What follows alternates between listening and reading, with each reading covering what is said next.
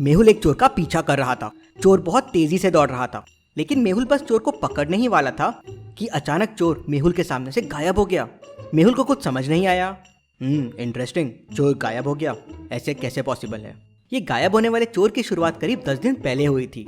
रात होते ही घर के सामान बाहर निकलकर उड़ने लगते थे। Fridge, washing machine, TV, cash, jewellery सब खुद से उड़ते हुए एक ट्रक में जमा हो जाते थे। फिर वो ट्रक चालू होती थी और गायब हो जाती थी। किसी की हिम्मत नहीं हो रही थी ट्रक के पास जाने की।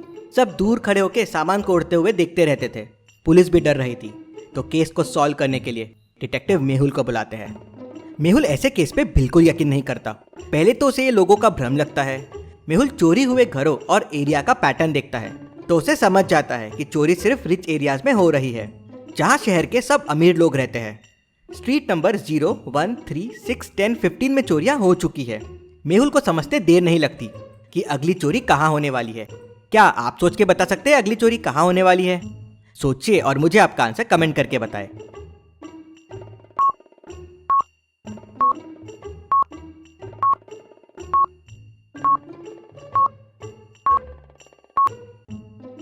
अगली चोरी स्ट्रीट नंबर 21 में होगी।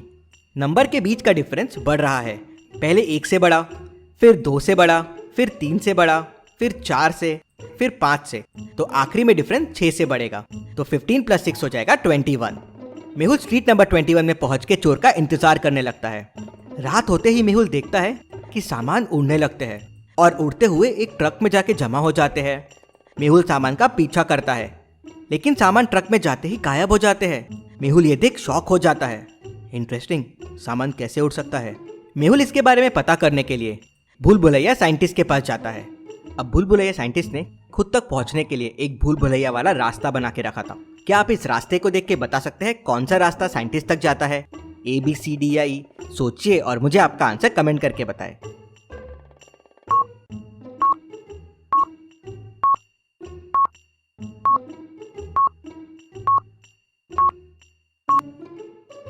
रास्ता D साइंटिस्ट तक जाता है। मेहुल रास्ता D लेता है और साइंटिस्ट तक पहुंच जाता है। मेहुल साइंटिस्ट को उड़ते हुए सामान के बारे में बताता है तो साइंटिस्ट उसे बताता है कि उसने एक ऐसा फॉर्मूला बनाया है जिसके ऊपर डालते ही वो चीज गायब हो जाती है।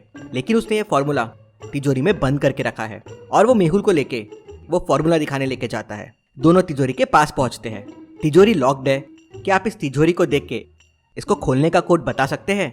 सोचिए और मुझे आपका आंसर कमेंट करके बताएं।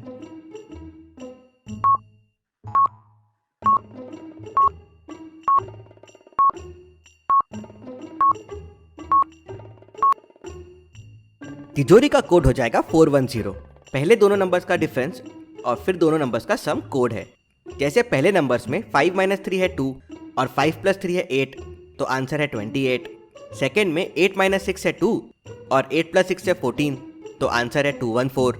तो फाइनल में 7 - 3 हो जाएगा 4 और 7 + 3 हो जाएगा 10, तो कोड हो जाएगा 410। साइंटिस्ट तिजोरी खोलता है तो देखता है कि तिजोरी में से फॉर्मूला मिसिंग है। ओह नो, बोतल चोरी हो गई है, किसी ने बोतल चुरा लिया है। इंटरेस्टिंग, आपके लैब तक पहुंचना आसान नहीं है और तिजोरी खोलना तो बिल्कुल आसान नहीं है। कौन कर सकता है ये? मेहुल को तिजोरी पे फिंगरप्रिंट्स के निशान मिलते हैं। एक ग्लास पे भी फिंगरप्रिंट के निशान मिलते हैं। न्यूज़पेपर पे और फ्लास्क पे भी फिंगरप्रिंट्स के निशान मिलते हैं। लेकिन सारे प्रिंट्स थोड़े खराब हो गए थे तो पहचानना बड़ा मुश्किल था कि ये किसके प्रिंट्स हैं। मेहुल लैब में काम करने वाले 3 लोगों से पूछताछ करता है। पहला कहता है, सर मैं तो कल छुट्टी पे था, मैं कैसे चोरी कर सकता हूँ? दूसरा कहता है, सर मेरा तो हाथ फ्रैक्चर है, मैं भी कैसे चोरी कर सकता हूँ? तीसरा कहता है, सर मेरा तो पैर फ्रैक्चर है, मैं कैसे चोरी कर सकता हूँ? क्या आप तीनों की बातें सुन के बता सकते हैं चोरी किसने की होगी? सोचिए और मुझे आपका आंसर कमेंट करके बताएं।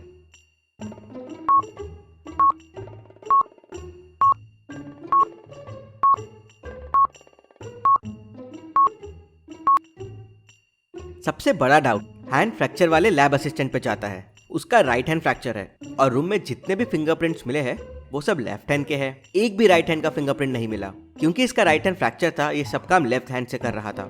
तो मेहुल उससे कहता है, अब तुम बच नहीं सकते, तुम्हारे फिंगरप्रिंट्स हमें मिल गए हैं, अपना जुर्म कबूल कर लो। तो वो मेहुल को बताता है कि उसी ने लैब में चोरी की थी, फॉर्मूला चुराया, लेकिन इससे ज्यादा उसे कुछ नहीं पता है। उसे 1 करोड़ रुपए मिले थे फॉर्मूला चोरी करने के लिए। फिर मेहुल साइंटिस्ट से पूछता है क्या कोई इलाज है इस फॉर्मूले से लड़ने के लिए। तो साइंटिस्ट कहता है नहीं, इसका कोई इलाज नहीं है। हाँ, फॉर्मूले का असर 6 घंटे बाद खत्म हो जाता है। मेहुल लैब से चला जाता है और पैटर्न वाले हाउस के हिसाब से फिर चोर का इंतजार करने लगता है। वापस वही होता है, सामान हवा में उड़ने लगते हैं और उड़ते उड़ते आगे बढ़ने लगते हैं। मेहुल चोर का पीछा करता है। ये देख चोर सामान फेंक देता है और भागने लगता है। मेहुल को चोर दिख नहीं रहा था, लेकिन फिर भी मेहुल चोर का पीछा बराबर कर रहा था। कैसे, क्या आप सोच के बता सकते हैं?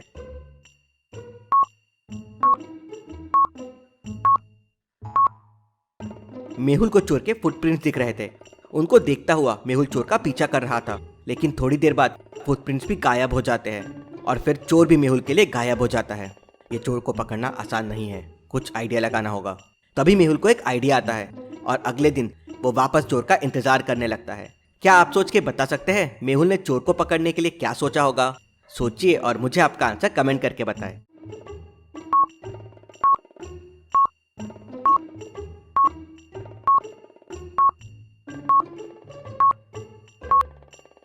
मेहुल एक आटे का डब्बा तैयार करके रखता है। वापस रोज की तरह सामान उड़ने लगते हैं। मेहुल वो आटे का डब्बा उठाता है और सामान के ऊपर और आसपास फेंक देता है। आटा चोर के ऊपर भी आ जाता है और चोर मेहुल को दिखने लगता है। मेहुल तेजी से चोर के पीछे दौड़ता है और उसे पकड़ लेता है। मेहुल चोर से वो बचा हुआ फॉर्मूला भी ले लेता है।